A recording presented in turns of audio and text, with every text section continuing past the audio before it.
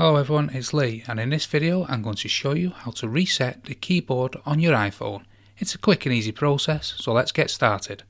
First, let's open up the Settings app on the iPhone and scroll down until we get to General, and then let's tap onto that. Towards the bottom, under the Date and Time, you'll see Keyboard option.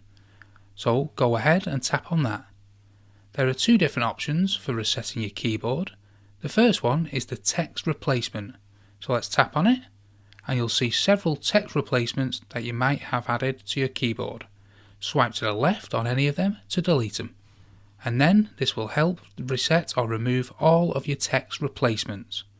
Alternatively, we can go back to the General and scroll down to Reset iPhone, and then let's tap onto that, and then choose Reset Keyboard Dictionary.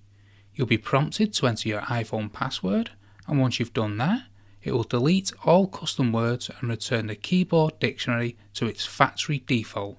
This will remove any of your preset and favourite emojis on your keyboard, as well as completely restoring the keyboard, including suggested words, back to its factory default settings. I hope this tutorial helps you out at resetting your keyboard on your iPhone. If you have any questions, feel free to leave them in the comments below, and don't forget to hit that like button and subscribe for more helpful videos like this one. Thanks for watching, and I'll see you in the next one.